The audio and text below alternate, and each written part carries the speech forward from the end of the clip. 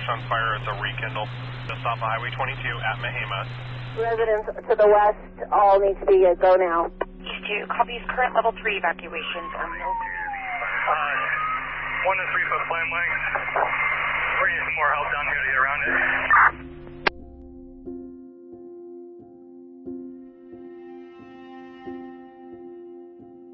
The night of September 8th, we were,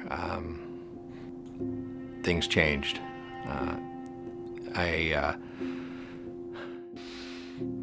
You know, it was something that I think people knew conditions were set for something like this and a potential of it, but I don't think anyone was prepared for what was coming.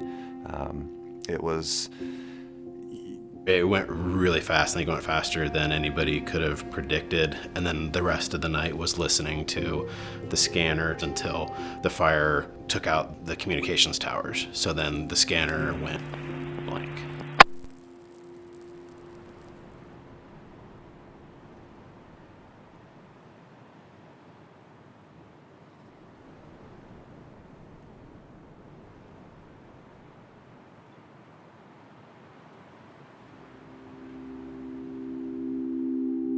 The emergency portion of the fire is over, but it's not over for what our families are having to deal with.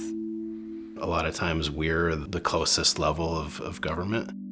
We're such a focal point of the community that we knew we were going to have to play a pretty significant role in rebuilding. We turned into an education system that was really just focused on basic needs. Are you safe? Do you have shelter? Do you have food? Do you have the things you need just to survive? I'm so glad you made it. Make sure you get some food, okay, buddy? It's hard because, you know, my mom lost her stuff for work. My dad lost all his equipment for work. So right now, it's been a big blessing to have people give us clothes, give us blankets, give us towels, things that we need to keep going, even if it's the smallest thing. The smallest help right now is the biggest help to us. It's really restored my faith in humanity, watching this community come together and provide things for families in need, such as myself. Not only are we contending with wildfires, but we're also in a time of COVID and distance learning. So for a lot of these families, they don't have a home or don't have adequate utilities or a smoke-free environment to be able to learn from home. My daughter is a sophomore with special needs. Doing distance learning for her is, I can only imagine, is going to be somewhat difficult.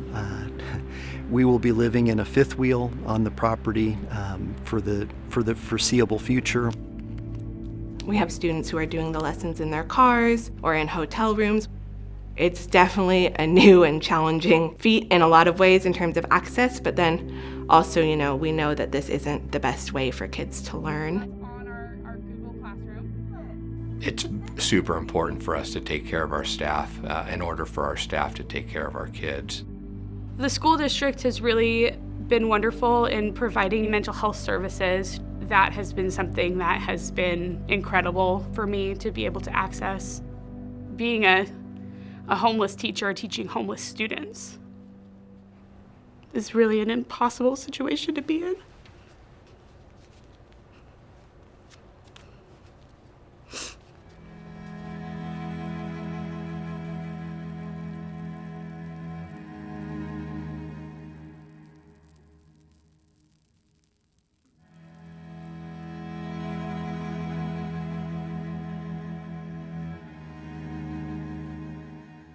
I think generally, a lot of people up here are, they're fighters, they're survivors, they are hard workers, and you can kind of wrap your head around maybe what it would be like to rebuild a house. But when you drive through communities and you see not only did a house burn down, but communities burnt down, it changes the thought of just a single home into now it's the rebuilding of a community. And with that strength and community feel and a vitality, It's what's needed during this time, and there is a desire to rebuild, not just for themselves, but for their communities.